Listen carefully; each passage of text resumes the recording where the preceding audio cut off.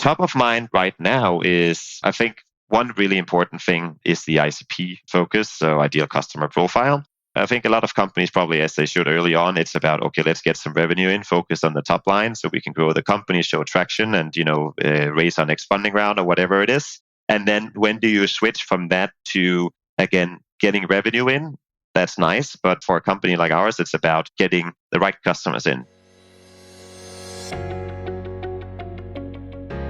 Welcome to Revenue Insights. Every week, we'll be joined by revenue leaders from some of the most successful and highest growing companies. Together, we explore how they built their revenue teams, the journeys that they've been on, and the lessons they have learned along the way. Revenue Insights is brought to you by Ebster. We're a revenue intelligence platform designed to help revenue teams to build more pipeline, close more deals, and retain more customers.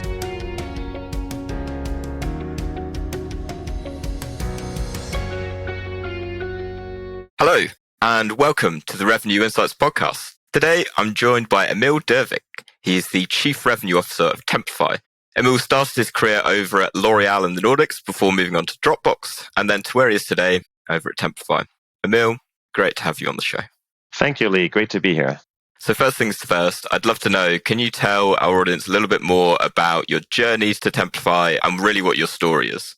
Yeah, I can try to keep it somewhat short. So after graduating from a master's in Copenhagen, Denmark, where I'm from Denmark, I got the opportunity to work at L'Oreal, which was definitely a great experience. But I would lie if I told that my passion lies in cosmetic or hair products. So I got the opportunity to join Dropbox in Dublin, Ireland, pretty early. In the sense from a B2B standpoint, it was obviously at that point in time, I think, early 15. It was a pretty significant B2C organization with high revenue numbers, but the B2B organization was still pretty early stage. So joined as the first person or one of the first persons in the Nordics to take care of that as an enterprise account executive to essentially go in and sell the business products that Dropbox offers to Nordic companies. So I had a good ride in Dropbox first, some years in Europe, and then following that moved to New York with Dropbox. And then the opportunity arose that I got the chance to, through some connections, to meet the founders of Templafy, and we had some chats, and then one thing led to another, and I decided after the Dropbox IPO that it was time for something new, and it was a perfect timing with Templafy wanting to open up a New York office, which was timely since I was in New York already. So and that is now close to 4.5 years ago that I joined Templafy. So I hope that was short enough. So I love it, short and sweet, and it leads really nicely on actually to my next question, which obviously I think going into Templafy, I understand you started out as enterprise sales director? Is that correct? And so I'm interested to know what the go-to-market function looked like at that point in time, and then obviously, to where you are now, which is Chief Revenue Officer, what that journey has looked like. Yeah, sure. So I think don't catch me on or hold me up on the exact number, but I think we were around 30, 40 employees when I joined Templafy. Only had an office in Copenhagen. So New York was the first international office. And I was employee number one here in the US, tasked to set that up with everything that implied. So everything from actually finding an office to finding some employees, nice. All of that. So it was, very scrappy, which was exactly what I was looking for when moving from Dropbox. So it was essentially starting again from scratch in North America and building an organization there on a great foundation, though. Great products.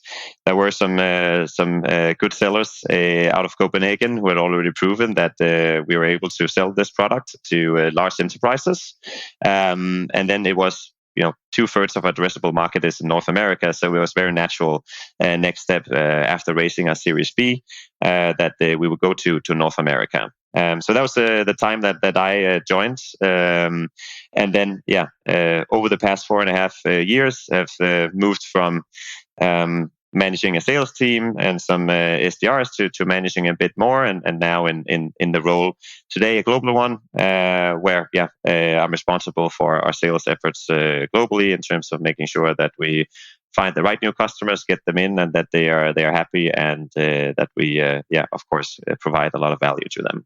You mentioned that when it first started, you're quite scrappy at the beginning, and love the thought of you, particularly with the office that you're sat in right now. I hope that was the first office that you moved into, right?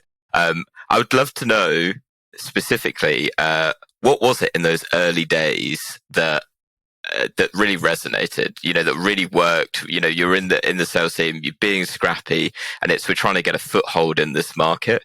And I appreciate that's a fairly vague and broad question, but is there something where it was like, where you finally made your mark and it's like, yes, this we need to lean into, we need to do more of?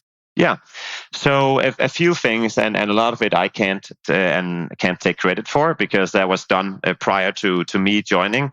But I think one of the things that we did really well, and that I recommend to all companies wanting to open up in a market abroad, is that we did a setup from Copenhagen where we did some thorough testing of the market itself, and we did that for two reasons. Obviously, to see, is that the direction that we should go? Should we open up in the US?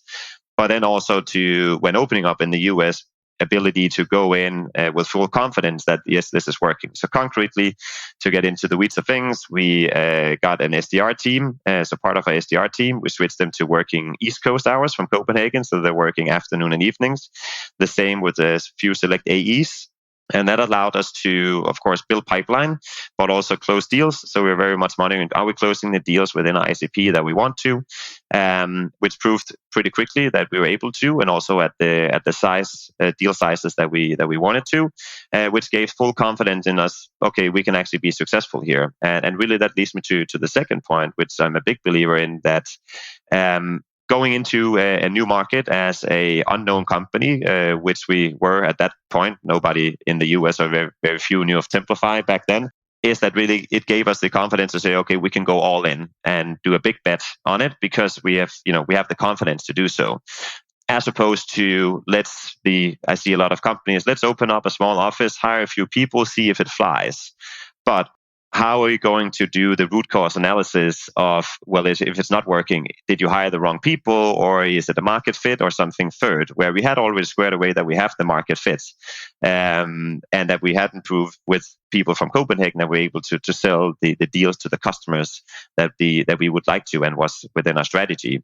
So it allowed us to go all in from the beginning, which provides some benefits. And with all in, a bit to the scrappy starts. I mean, we started in an office in Soho with where I got a couple of seats from some of my friends. So we did truly start scrappy in the first couple of months. But then we quickly moved into a nice office and got to a size where we hired 6 AEs, we hired SDRs, we moved over some people from Copenhagen as well. So we pretty quickly got to like a proper office size, which was very intentional.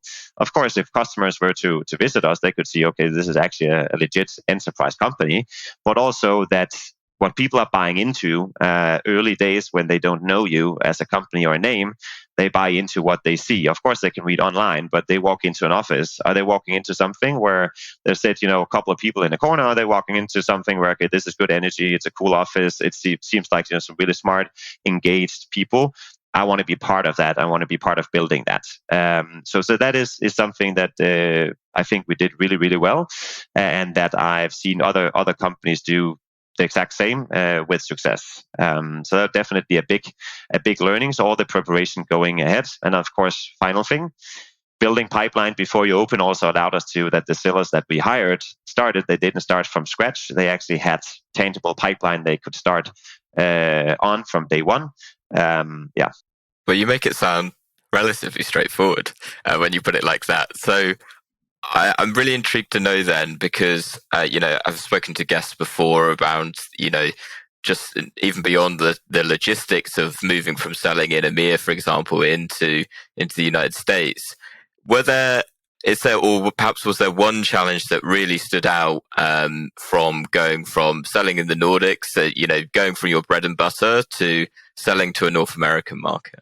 Yeah, I think from us and Christian and Henrik, our two founders, from day one, they set out to build a global company. So we had never targeted only let's start with Danish customers and then move to the Nordic ones and then move to Germany, etc. It was really let's target global customers from day one. So we had that advantage from the beginning. Of course, the customer base and the references, majority of them were in the Nordics. Some that we started to gain a good amount of traction in the rest of EMEA, but had few in the US that we really could leverage. Where still, when selling what we sell, which is we target large enterprises, it is, and I had the same thing when I moved over as an individual contributor from working out of Europe in Dropbox to the US. Okay, how much different is it selling here in the US? And that is also a question that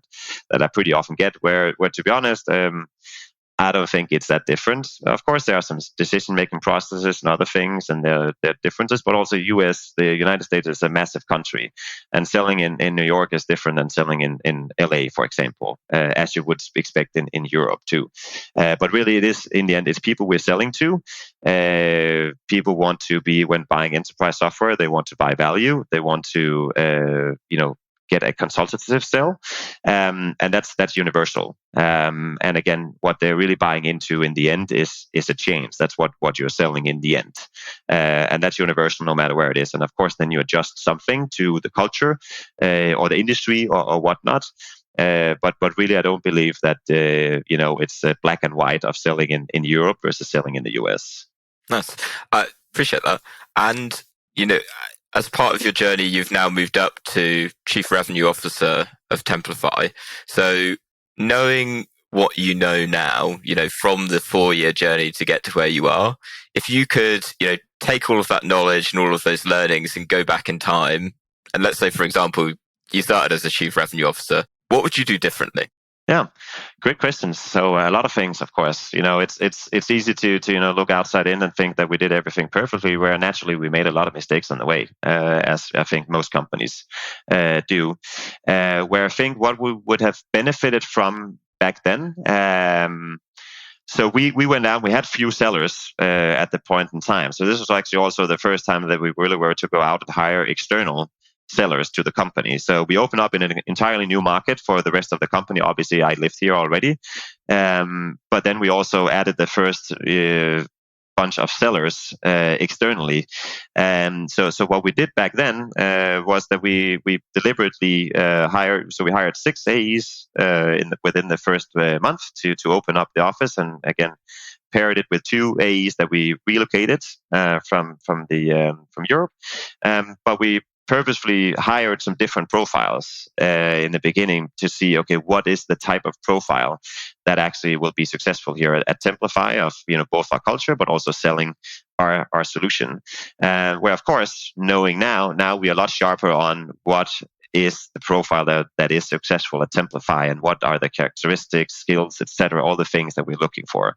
Well, that would have been nice to know back then, for sure. So I would say definitely highlight that.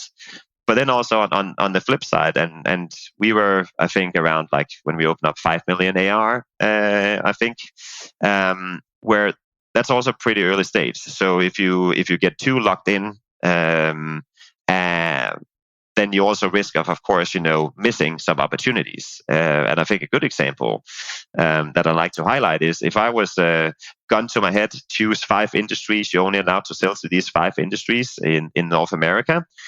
I would probably not have picked the healthcare as one of them, based on what we've seen in Europe. But we, saw that over the period of time that healthcare is a very, very attractive industry for us here in North America, and we have a lot of customers.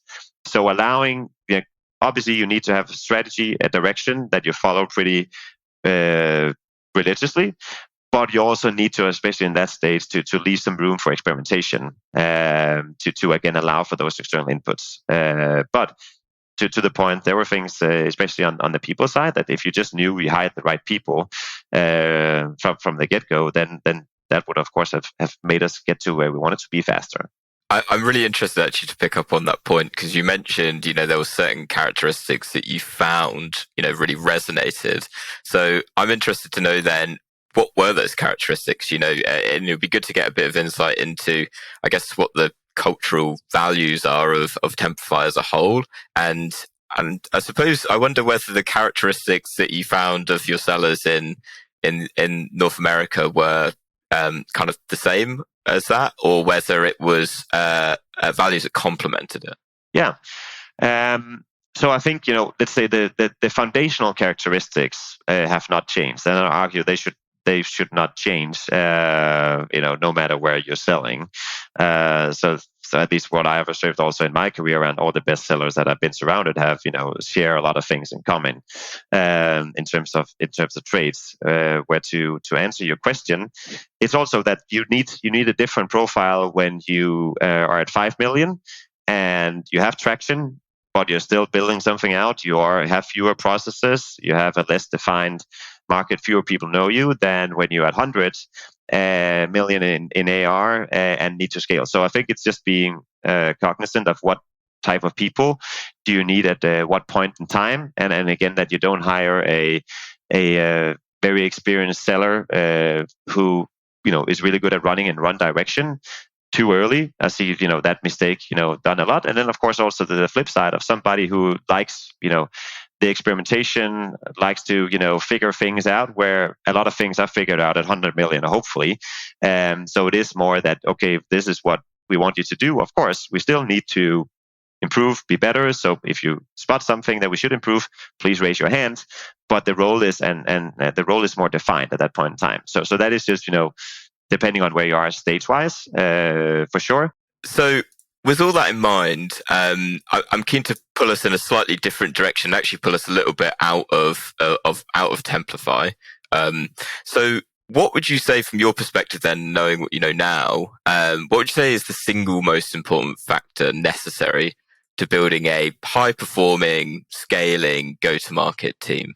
Well, I mean, the single most important is, sorry to go back again, is naturally the people. That's the foundation of anything. So, of course, having the right people on board at the right points in time as well. So also just acknowledging that there are, different people or different profiles work really well at different stages. And, of course, some are highly talented. They can work across all stages and enjoy that and enjoy the evolution. And some are more, they prefer the early stage, or they prefer when something is more built out. There's more processes, etc., in place. So just being cognizant of that. So people is the foundation. Where I'm not sure that was answering your exact question, or maybe it was, Lee. No, absolutely, it absolutely does. And I think I'm intrigued to know then, with if we're talking high performing teams and it's scale up mode. Going from where you were to where you have got to, could you give, and obviously with your role now in terms of CRO across all different teams, what are those, is there perhaps a common thread across each of them that you're really looking for when you're trying to hire people at different stages? I guess what I'm trying to get to is, how do you know, because with our listeners, they'll be each be at different stages. They'll be at early stage growth mode, which is, where we're Ebster at. And there'll be others who are, enterprise sellers. And I guess what I'm trying to get to is there a specific kind of value or trait that you're looking for at different stages as you've gone on your journey? Yeah, absolutely. So if we were to look at some core, traits or characteristics that never changes no matter stage, I would say the number one thing I look for is curiosity. It brings a lot of positives to you. You're curious about the product that you're selling. You're curious about the competition. You're curious about your markets. You're typically also curious about your colleagues, which is very important when building. Building a company is also building a culture. So curiosity, and then I'll say, if I am to select two more, then for me it's around the team. So again, that of course, I'm competitive myself. I like to win. I like to be surrounded by people who like to win too, but not on the expense of the person next to them. Of course, AEs, you want to be number one globally. That's great.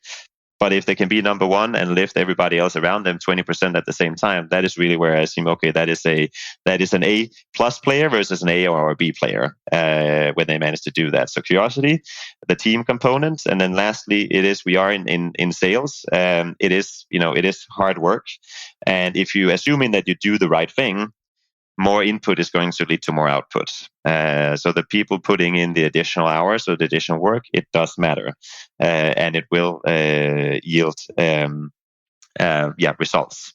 And then, I did mention three things, and then one thing that is, let's say a bit more easy to look for is the what is your approach to sales? I know we go a bit into the AE SDR route of, are you more magicians or are you more science? Is selling for you science or is it art?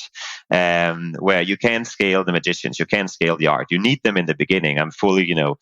You need somebody to go out and evangelize your products. And some people just have a natural fit for it, and they will continue to be successful, or can continue to be successful even when you scale the company to become a lot bigger. But for you to truly go in and scale, you need to get something down on recipe and formula, which is where it needs to go from the art to science. So that's of course also the journey that we have been on for the past 4.5 years, is going from a lot of co-founder-led sales to then a couple of really talented individuals carrying a lot of the revenue, to then 5, to then 10, etc. And then saying, what are these individuals doing right? Let's get that on a formula, so to speak, and then hire people in with the right traits who are excited about it and can teach that or get that formula. So again, we can scale this predictably. So that is again, for all companies, what you're looking for, because the magicians, they are hard to find. So and they have a limit to how much, how many you can find. I love that. And you touched on a point that I'm really interested to know a little bit more around, so once you found your magicians, then you need your scientists. I think great analogy. So from your experience then over those 4 years, of those, the scientists, let's say, was there perhaps one process or structure that you implemented that galvanized them, helped you on that journey to predictable revenue that was a real game changer for you? Yeah.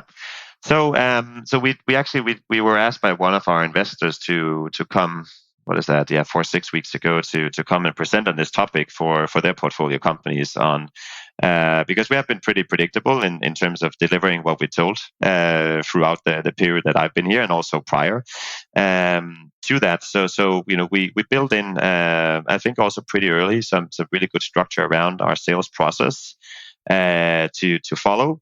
And that's of course both from a very basic Salesforce setup, but then actually also what we were doing in the different stages from a tactical perspective. Where we could have improved is also evolve that setup over time a bit faster than we had. So we have done, it's been a big focus for us the past year of revamping, or not revamping, but let's say improving and getting our setup and our processes to the next level in terms of how we actually sell, and again how we can scale to the next phase that we're going into in our growth stage. Nice. Any examples that you can share of perhaps one thing you're particularly proud of that went into that? Top of mind right now is so I think one really important thing is the ICP focus, so ideal customer profile. I think a lot of companies probably, as they should early on, it's about, okay, let's get some revenue in, focus on the top line so we can grow the company, show traction, and raise our next funding round or whatever it is. And then when do you switch from that to, again, getting revenue in? That's nice, but for a company like ours, it's about getting the right customers in. It takes the same amount of time to onboard and get a very large enterprise live as it does for a mid-market customer for us, where naturally we are a modular platform, meaning that we typically gain majority of our revenue after we sign on a customer.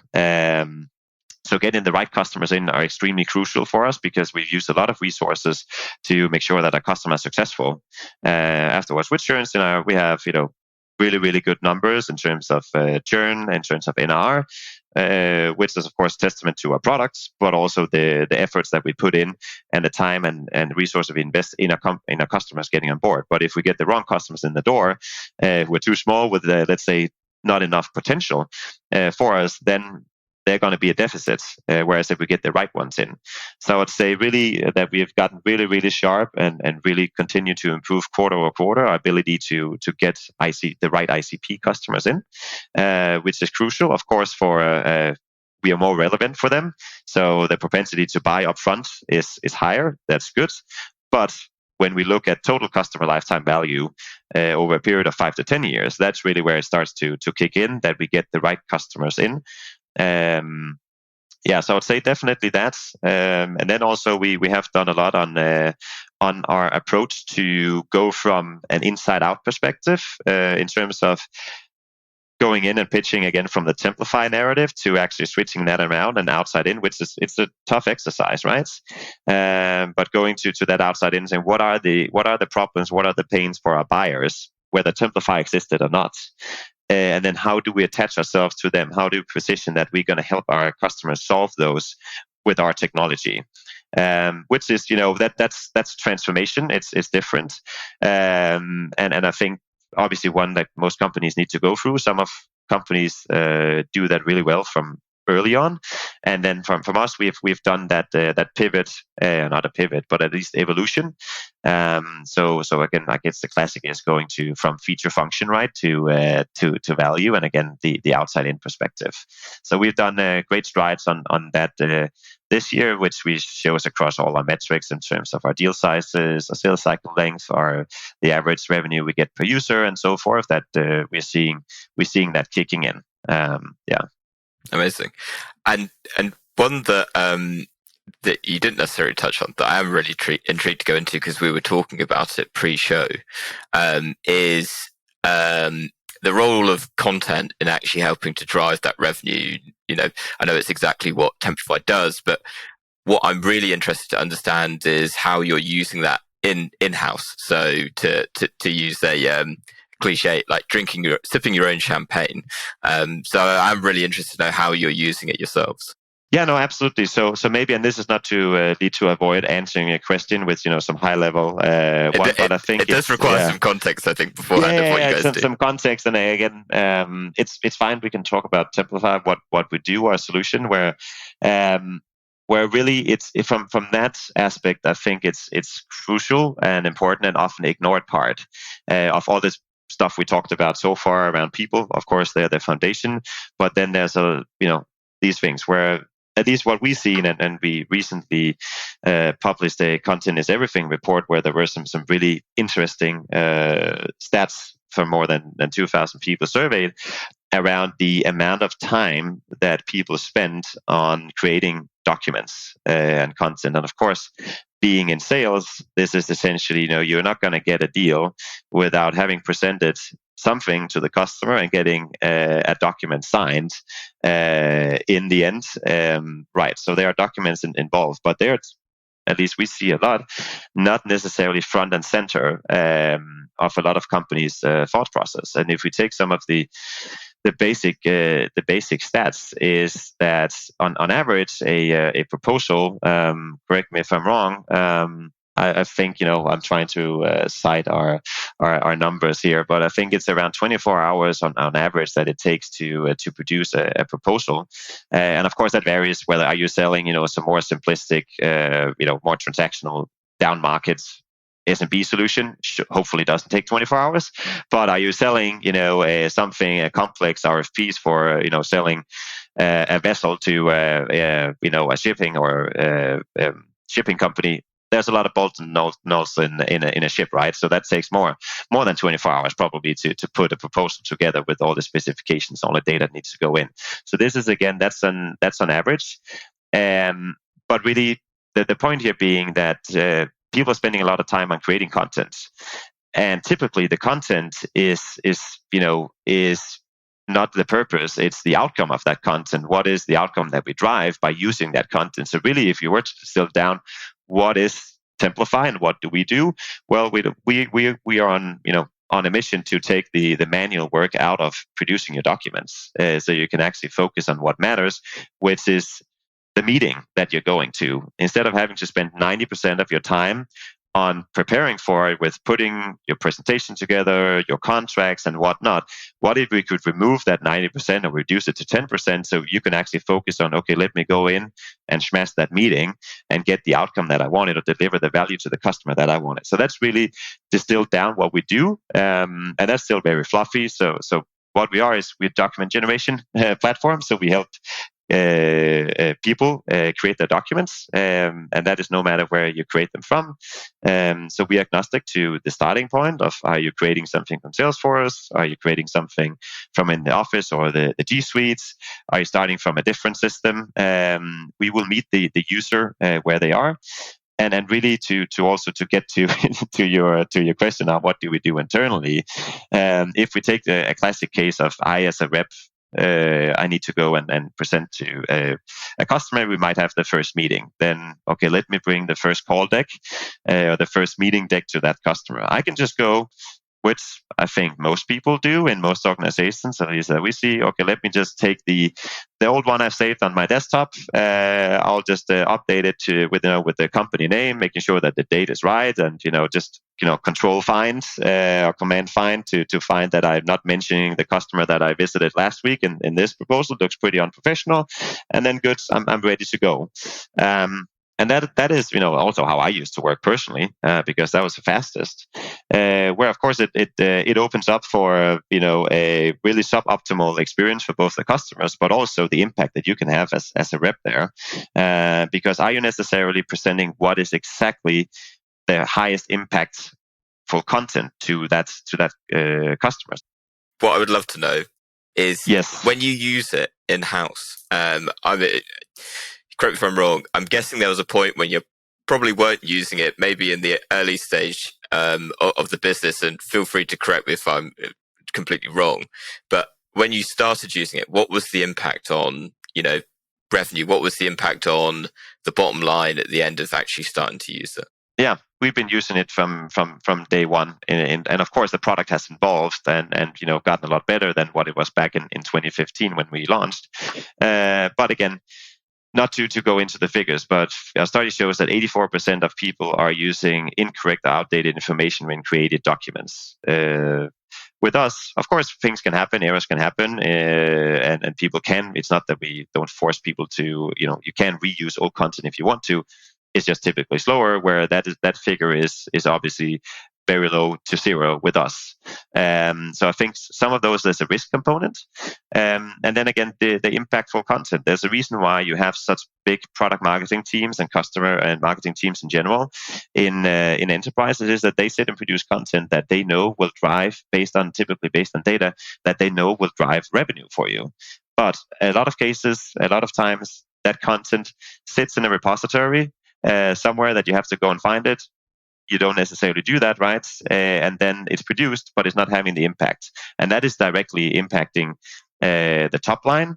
And then, of course, the massive amount of times wasted. I mentioned that 24 hours on average for producing a proposal. But I think the figures is around overall, I don't recall the exact numbers, but it's really, really large numbers in regards to how much time, and just think about yourself, how much time do you actually spend on a weekly basis producing a document? I think it's around 15 hours where you actually literally sit and type things. And of course, an analyst at a bank, that's significantly more than 15 hours. If we can just eliminate that or reduce that by 30%, 50%, 80%, then we're starting to talk really big numbers on the bottom line, because those resources that time can be redeployed to revenue generating activities in our field in sales. They can get on one more customer call or two more customers call, or they can do more prospecting or whatnot. So one thing is us eliminating that time or reducing it, but really it is what can they repurpose that time to is where we start to see significant impact. Yeah. Absolutely, and we'll be sure to leave a link in the show notes where you can get all of the data and insights that Emil's been mentioning through that.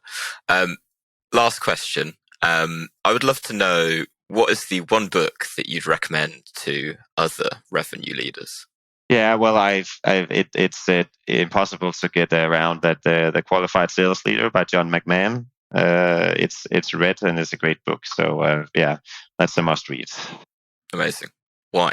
I think it's first of all, it's well written. I think you can identify with the opening scenes around spending time at a QBR that is wasteful. I think all sellers or managers or leaders have been in that. So it is okay. He knows what he's talking about. Obviously, his record shows, but I like the way that it's engaging the book, and then there's some very, very concrete takeaways that you can take and implement in your organization today. So those are the two main reasons. And maybe I'm wrong. For me, it's a page turner, and I read it probably too many times. But yeah. So those are the two main takeaways, or two reasons. Sorry. Awesome. And we'll put that in the show notes as well. And therefore, as such, Emil, it's been great to have you on the podcast. Thank you so much for sharing insights into Templafy and into your world. If our audience wants to learn a little bit more about what you guys are doing and follow what you're working on, I saw you posting your lovely walk to work in New York the other week. Where can they find you? Yeah, so they can find me either on Brooklyn Bridge on the way to our office in One World Trade, but if that's more of a coincidence, so they can find me on LinkedIn, and of course also more than happy for people to reach out to me directly. And if you're interested in what we do for customers concretely, then we have a great sales team that people can reach out to too. So smooth, I like that. Yeah. Emil, thank you so much again. It's been great to have you on, and thank you to everyone that's been listening to this week's episode. We'll catch you next week. Yeah, thanks for having me. Thanks for listening to Revenue Insights. If you want to learn more, subscribe to our newsletter, and we'll deliver every episode straight to your inbox. If you have any questions, feel free to connect with us on LinkedIn. Our links will be in the episode notes. See you next week.